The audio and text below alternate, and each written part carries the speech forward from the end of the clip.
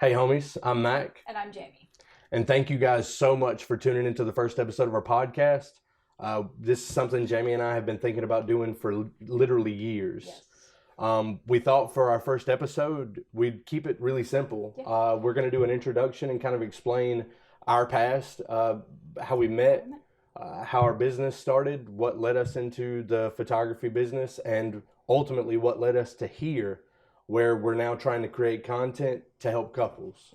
We're Jamie and Mac of Jamie and Mac Photo and Film.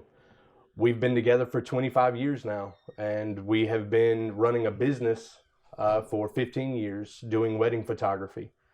Our story begins back in April of 1996 when we were much younger, and I wanted to be a professional skateboarder. Yep. And Jamie had a very different background than I did. She Much more straight-laced. Didn't do a lot of things. I was much more of a pothead. I did many drugs and spent most of my time partying. But we met on that day in April when Jamie hit me with her car. Yeah. While I was out skateboarding. I was in the street and Jamie did not see me and she ran me over. Yeah. In my car that we affectionately ended up calling the Hyundai Accident. It was a very small, very green car. And I ran him right over. She hit me. It was a bad accident. Yeah. It was quite traumatic. There was a lot of blood.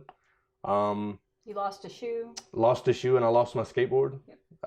But by the time the car got stopped, I was almost completely under the car. The only thing that was not underneath the car was my head, and I thought it was over. So did I. I thought I killed Jamie him. was sure she killed me. And we did some damage to the car because I've been this big since I was 7 years old. But yeah, I took account of my fingers and toes. I made sure I had 10 of each, and I started trying to climb out from underneath the car. And I was screaming. and I could hear Jamie screaming. So I had just hit a person. That had never happened. So the first obstacle of this was convincing her not to call 911 because He needed the hospital. I needed the hospital, but I did not need to be talking to cops because I was probably holding. Yeah. So yeah, we had an interaction on the road. She was very apologetic. I sat down and tried to kind of gather my composure and Stop the bleeding. Stop the bleeding. And after a little while sitting there having a conversation, she got my number and my beeper number as well, because that was something you did back in 1996, kids. Pagers. But yeah, she wanted my phone number so she could call me the next day. I wanted to check on him. And she did. She called me the next day, or the next evening, in fact, and we had a conversation, and we actually spoke on the phone until the sun came up, and that was kind of the beginning of our relationship. And from there it moved pretty fast. We were dating by July. Yes.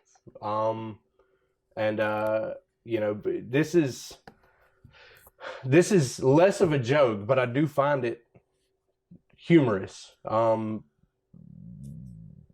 Jamie was at a time in her life when she was still living at home with her parents. And she did not want to be. She felt like she was an adult, and I love you, Mom and Dad. And she wanted to be doing adult things, and she didn't know how to broach that conversation with her mother.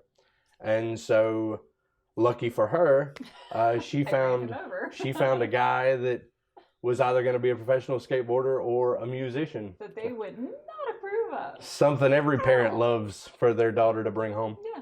And it went exactly as you could imagine. They were not fans, and they told her that you absolutely can never see that boy again. And I was like, no, you can't tell me who I can love. and that began the argument that she needed. That was the catalyst for the change that she desired.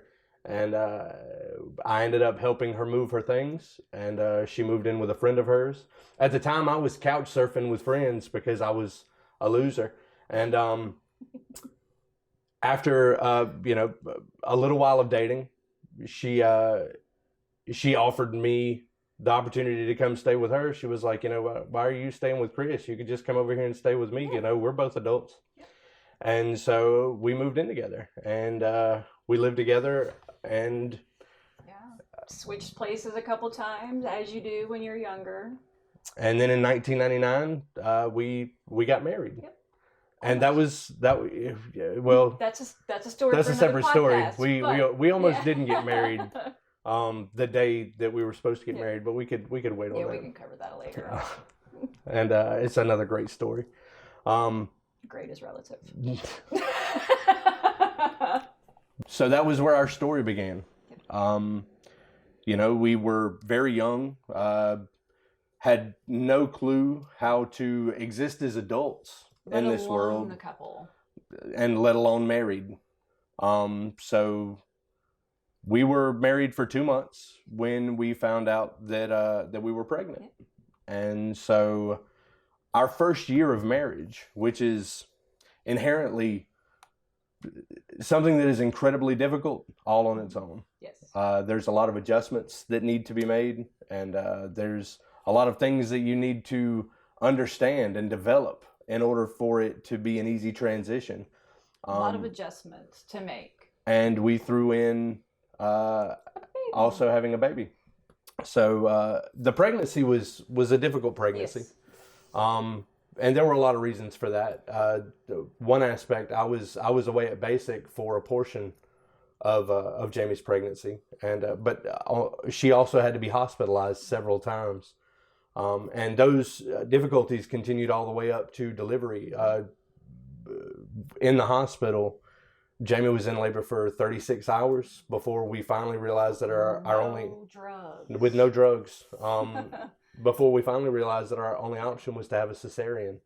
So it was very difficult. Transition into being married and then also being parents was something that neither one of us were prepared for. No. Especially with a difficult pregnancy. And I know that the girls can relate in that pregnancy on its own develops or causes you to develop some anxieties and worries, and especially when it's a difficult pregnancy. And you tend to kind of carry those into motherhood as well. And that can greatly impact your first few months of having a baby and your relationship. For sure. There were a lot of stages throughout this process of, being a married couple, but then also becoming parents. And those stages, if you're not self-aware and you don't realize that you're actually transitioning in a much, it's one thing to know that you're about to have a baby. Right. It's another thing to understand that you are going to go through a transitional phase into something very different than you were before, emotionally, psychologically, physiologically. And if you're not aware that those things are happening, you won't even realize that they occurred. You will just be different on the other side, and you will start reacting to life very differently. And the same thing for being a father. We were definitely in situations where certain aspects of Jamie that attracted me prior to becoming a father were no longer things that attracted me. They were things that concerned me. Similarly, there were aspects of my character that Jamie absolutely loved prior to being parents that actually were almost perceived as a threat after we became parents. I know for me, I enjoyed the fact that Jamie and I could make a decision to just up and leave town while we were dating. We didn't worry about the money. We didn't worry about how much it would cost, where we would stay. We were very we fly were by the seat of our pants. We were wanderers. Yeah. And that was amazing during the dating phase, and it probably would have also been amazing in the early stages of being married.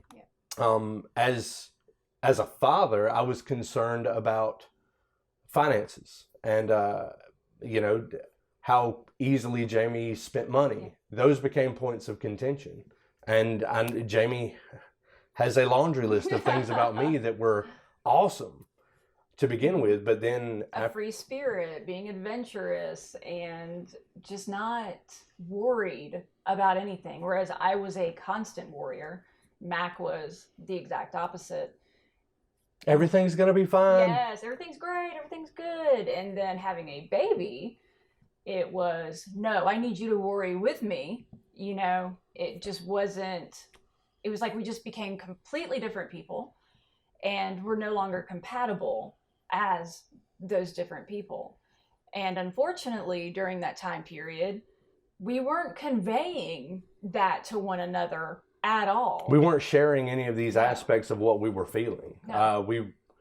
I think we had an expectation that, you know, the other would understand that this was a new time in our life and they would mold themselves to become what we needed now. Yes.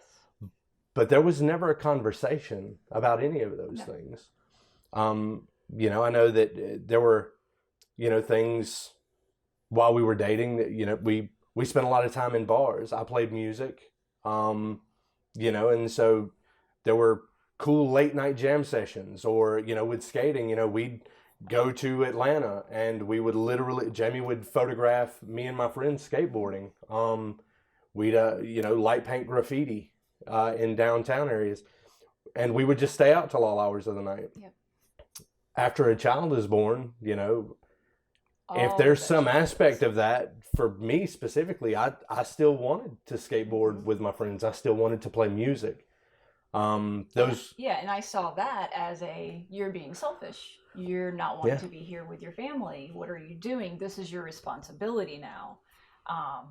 And that was a point of contention between the two of us. And we didn't know how to bridge the gap No. because I didn't understand what had changed No. for Jamie, and she didn't understand what had changed for me. And so, you know, you couple that with some of, you know, the expectations that people have, you know, for me, and this is something, I don't believe it's exclusive to men, but I'm sure many of the guys watching, and I know this isn't even exclusive to all relationships, but for the relationships where there's a man that can relate to this, you know, there's a system that we have in place for when we begin a relationship where we're responsible for the safety and security of another human being. It's a social contract that some of the men that are listening to this right now, they might not even know that yet, or they've never been able to articulate that, but they feel it. And it's something that's, you know, inherent with many, many men. And I felt that for Jamie. When we started dating, you know, initially every person walks around and they've got a circle of safety and security, and it's themselves. And when Jamie and I started dating, my circle increased. Jamie was now a part of my circle that I was now responsible for her safety and security. Jamie never felt that. Jamie didn't understand that concept. She didn't understand it was a social contract that existed, or that it was one that people entered into willingly. From Jamie's perspective, we were a team. Yep. You know, Jamie wasn't responsible for me. I wasn't responsible for her. We were taking on the world together. And that's a very interesting perspective to have, but it's very different from the perspective that I had. That changed the moment our son let out the first cry in the delivery room, because Jamie entered into a social contract at that point. She can absolutely understand that now. The unfortunate aspect of that is, and this is very, very common. In fact, I would say most marriages, when you have a child, Jamie now saw me as a person that wasn't responsible enough to protect her child. And so Jamie now had her own circle that included her and her baby, and I wasn't a part of that circle. And it was the first rift. It kind of fractured our family. And that brought us to a place where 18 months into our marriage, we were at the brink of divorce. I can remember it very clearly, standing at the sink washing dishes, and you came up to me and said, I think I want a divorce. And I didn't even flinch because it was something I had considered as well. And I said, me too. And there was it's not that there wasn't any emotion, it was just this decision that we had come to. And collectively. And yes. and the troubling aspect now was that it was probably the first time in over a year that we were able to sit down and have a calm conversation together. And everything before that, we only fought. There was yelling and screaming, and a plate or two might have gotten dropped. Yeah. But there was no verbal communication outside of just having a fight. We didn't speak kindly to one another anymore. No. And we came to a place where divorce felt like the only option. And there are many other aspects of that. It wasn't just me feeling ostracized from my family, or Jaime feeling that I wasn't responsible enough to be a good father. No, it goes much deeper, and there's so many nuances. And that's for every relationship, period. Whether you reach that point where you think, okay, well, it's over, we need to just divorce. Everybody has those nuances. Everybody has those little hiccups. It's when you don't address them, when you start to shut down. When all you do is fight about them. Yes. And when you enter into this reciprocal relationship of, why would I do something for you if you're not doing what I need you to do? And I think that's the biggest aspect. I know in terms of some of our failures in regards to one another, we were pursuing, and you'll read this in most self-help or relationship books. It's all about a reciprocal relationship. Yeah. That's what you need to pursue. You need to pursue a reciprocal relationship. And that is a very flawed pursuit. Very dangerous. Yes, it's very dangerous. The dangers of a reciprocal relationship is that it's all based on a return on investment. At some point, you're putting something in with the expectation and the anticipation that you're going to receive something based on what you put in. And if that's why you're putting things in, eventually you're going to get to a point where someone's putting in less than the other. And once that happens, why am I going to put more in when I got so little last time? I'm going to put less in. And you will eventually bring yourself to a place where neither one of you were investing anything into the relationship because there were instances where you didn't get as much as you thought you should receive out of it. And so once you get there, the only answer is to turn the reciprocation pursuit off. Yes. Somebody is going to have to step back in and give again. Yep. If that's what you're going to have to do anyway, then just get rid of the concept. Yes. Don't pursue a reciprocal relationship. Everyone wants a reciprocal relationship, but it needs to happen by happenstance. Yes. It needs to be something that is in place because both of you are devoted to overgiving. Yes, it to brings the other. You joy. Yes. To give to your partner. It brings you that happiness and that fulfillment. And when it's not like that, you're in a situation of, oh, you want intimacy? Well, you didn't do the dishes. I bet that's an argument everybody's familiar with. Everybody is familiar with that. And there were so many of those instances that led up to what we call our first failed marriage. And it's important to address it head on. In real time. You have to be proactive. You can't be reactive. No. When you're only reactive to these situations, then you get to a point where there is a burdensome load on your relationship, and all you're waiting for now is the straw that is going to break the back. Yes. If you approach this proactively and you step outside of the mindset of what am I getting out of this, you're going to position yourself to be able to work through many problems before they're problems. Yes. You're going to be able to communicate about things. You're going to be able to be more vulnerable with one another, to really work through issues that down the road are going to be major, while they're still very small and digestible, something that you can work through. Yeah, address it then, don't wait. And I know that I am very guilty of having an issue with something he may have said or something he may have done. and not addressing it in the moment and then walking off with it, wearing it like a backpack. And then it affects me to the point that when he does the next thing, which was probably innocuous, there was nothing to it, suddenly I'm dumping that into the backpack. And then the backpack gets too heavy, and that's when I drop it and it all spills out and we end up in a confrontation when it didn't have to happen that way.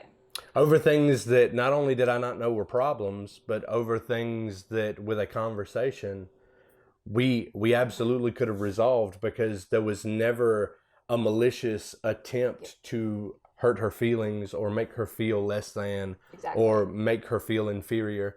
And that was a big part of what led to that moment at the kitchen sink, was carrying this backpack full of garbage. He had his own backpack full of garbage of things that I had said and I had done. And we had to... We didn't talk about it with one another. No, we talked about it with our parents or our friends. That is always a dangerous game. Never do that. Don't do it. Never carry the problems that you have in your home to your family or your friends, especially your single friends. Yes. Because they already like you more. Yeah. And I understand that in those moments, it's important to feel justified. You're right. You know, you need somebody to tell you that you're right and they're wrong. They shouldn't be doing that to you. But what you are creating is a powder keg, because every time you tell your mom the thing that your spouse did, your mom is going to think less of your spouse. Yes. And your mom is going to start saying things about your spouse to you. And at that point, you've entered into a situation where you've now had a breach of confidence with your spouse. Having those boundaries in place, where there are things that are off the table when you're having discussions with your parents. Now, having said that, if you need to talk to someone, talk to someone. Get a therapist. Mm-hmm. Speak to someone who is paid to be impartial. And that will give you advice, not based on, oh, well, you need to tell him what he's going to... You need someone that's going to tell you where your responsibility in these transgressions lie. Yes. And your family's not going to give you that. Your friends aren't going to give it to you. And your single friends are going to try and carry you out to the bar to find a new person. Don't do that. No. Because eventually that hen is going to come home to roost. And when you find out the things that your spouse has said about you to their closest friends and family, it's painful. It's devastating. And it takes a long time it's such a breach of trust. Yes. It takes a long time to even trust your spouse again after that. So never do. If you take anything away from this first episode, never discuss the difficulties in your relationship with your parents or your friends, and definitely not your single friends. Those are the 3 worst places to get advice. Even if you think, no, I've got that one friend. No, you don't. No, you don't. Do not discuss those instances with any of those people. Discuss it with your spouse. Yes. Or a therapist. We are very pro self-care. Yes. It's something that by far, the things that we have made our largest strides in our relationship started with personal growth. Yes. It wasn't anything we did together. It was the things that we did alone that brought us to a better place, so that we could become the best version of ourselves, so that we can give more of the positive aspects of who we are to our spouse. Yes, because if you're running on empty because you're not caring for yourself, and I'm guilty of it and have been, and I know that other women can completely understand, especially when you're a mom, it's so easy to fall into that, well, I'm taking care of them, I don't have time for myself. No, you do. Whether it's get up in the morning and have a cup of coffee and write in a journal, anything to give yourself some space, some time, and some dedication to you, your mental health, your physical health. That's going to make a huge difference in a relationship as well. Taking the time to pursue better emotional and psychological health for yourself spending that time on you individually, looking for personal growth, is going to set your relationship up for success. You'll never be able to have a successful, healthy relationship if one of you is unhealthy emotionally or psychologically. Coming out of our failed marriage, when we were trying to find a way back, not to happy. No. We weren't trying to be a happy couple. We weren't Just trying to be compatible, if anything. Yes, just getting back to a place where we could continue being married, living under the same roof. It was very difficult, and we made a commitment to one another then. It was a long process. We actually spent about 2 weeks. We had the inability to have a discussion. Yes. The arguments were. We were too defensive, too reactive, the emotions were too raw. We had too much pride and too much ego. Yes. And we had an inability to admit our own responsibility in the situation that we found ourselves in. Everything was the other's fault. Yep. Coming back from that, we had to sit down across from one another at the kitchen table for, it was at least 2 weeks.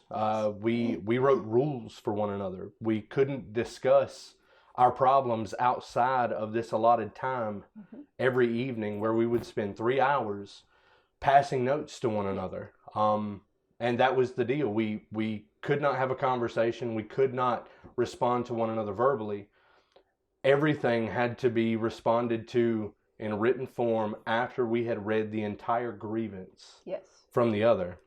It required us to be very open and very understanding, because there were many hurtful things that were passed to one another. There were some hard truths shared. And we had to be able to absorb that and understand where the other person was coming from and find a way to respond back in a healthy way. And sometimes some of those grievances were of a nature where responding back in that moment wasn't possible. We would literally have to take it and think on it, dive into it ourselves, and then come back the next day, or sometimes even 2 days later. There'd be a digestion period, to address it. And that was tough. We were finally starting to imagine a world where we weren't just going to stay married and live under the same house and coexist. We actually started realizing that we could be happy again. It was just going to take some changes. Yeah. And we had to start coming up with different and unique and innovative ways to rebuild our relationship and rebuild the trust we had in one another. So we started doing things a bit differently. Decided to start living a little bit more adventurously, whether that was through, hey, let's just go for a quick hike, just the two of us, or let's do yoga at sunrise. And that spiraled into a love for nature that still to this day that we have. Going to the mountains in North Georgia just to go hike a waterfall trail. Those kind of things. We started to learn how to trust one another in a different environment. Yeah. If I felt like, oh gosh, this isn't going so good, I depended on him for the first time in a very long time to tell me it was going to be okay and to see us through it. Because prior to that, I didn't have that with him. And that was really, really important. And it just brought out a sense of peace and tranquility to get away from the environment that felt like it was suffocating us. Toxic. Yeah. And stepping into a new environment that presented new challenges, new ways to be together, new ways to communicate. And that was such an important aspect of our relationship evolving into not just what it was then, but what it's become now. So much of our time together is spent, whether we're doing a session, working with a couple, or whether we actually have some free time, we take every opportunity to disappear into the woods, because in those moments, especially when unforeseen things happen, whether it be torrential rain, flash floods, rock slides, there have been many instances where in those moments, Jamie looked to me to know that everything was going to be okay. She looked for assurance from me. And that is not something. Jamie really didn't even do that before we were married, when our relationship was still pretty good. She wasn't dependent on me.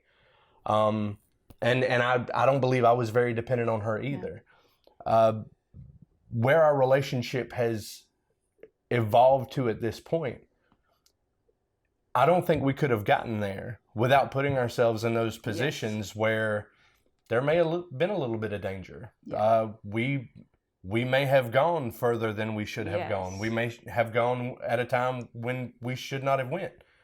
And that's an important aspect. And that leads into something we feel very strongly about. Something else that we're launching along with this podcast and along with our travel series. We want to start carrying you with us. We would love nothing more than to not just share that experience with each other, but to carry as many people, introduce as many couples as we can to those experiences that have enriched our relationship to a degree that I could never describe. And get to know you. We'd love to meet every one of you. We'd love to spend time with you and understand what your relationship goals are. What are your plans? What are your struggles?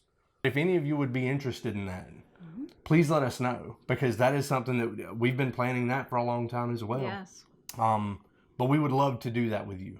We would love for you to be a part of that with us. Yes. And we're excited for every different direction that we're growing right now. From this podcast, the travel series that we're going to start next month. Yeah. If there's any content that you're interested in, if you wanna there's see. any specific information, whether it's about our relationship or a problem that you're having, please let us know.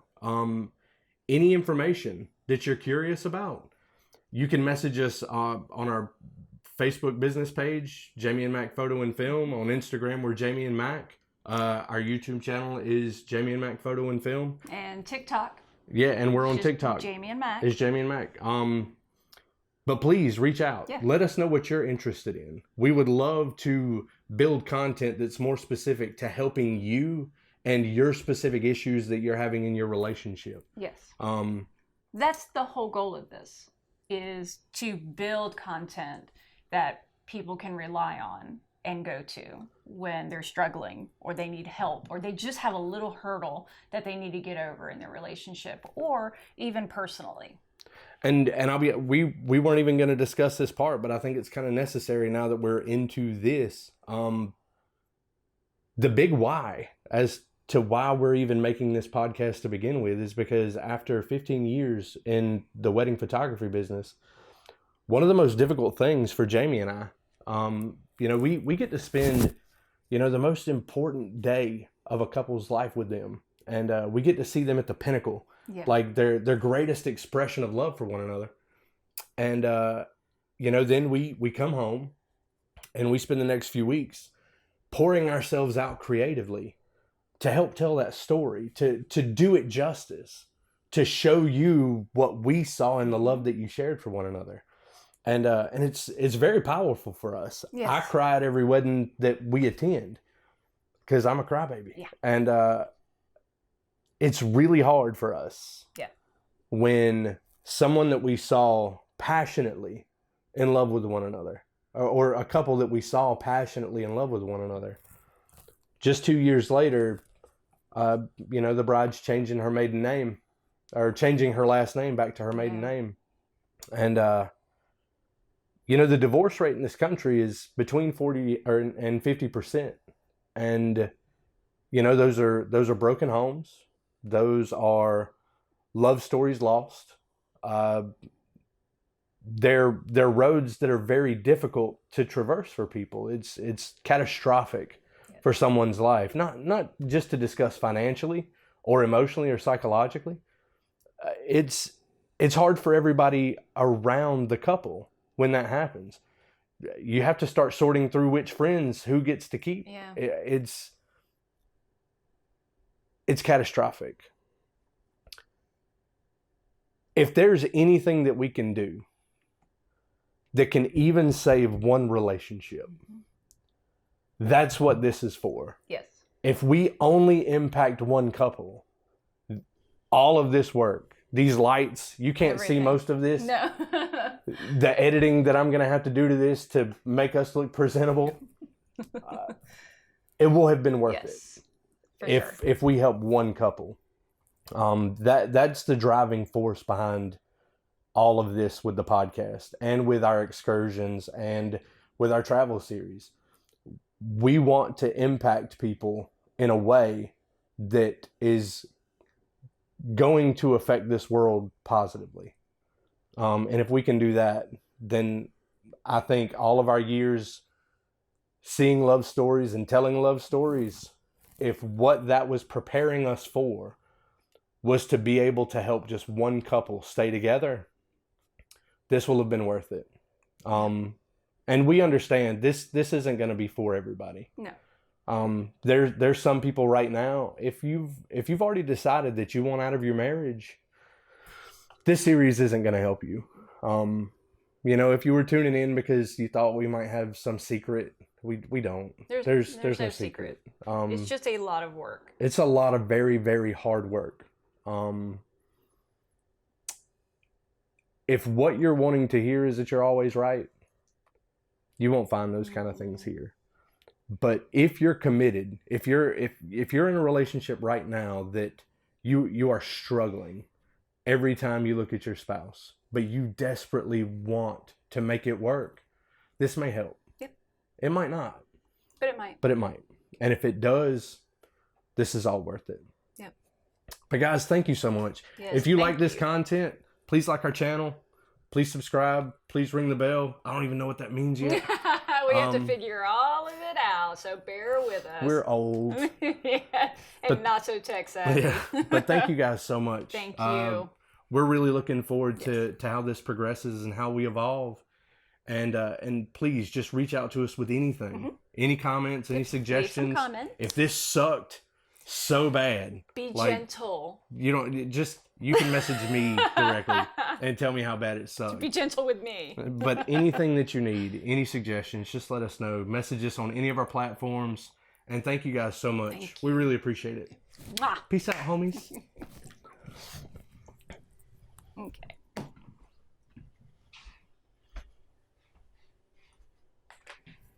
Alrighty.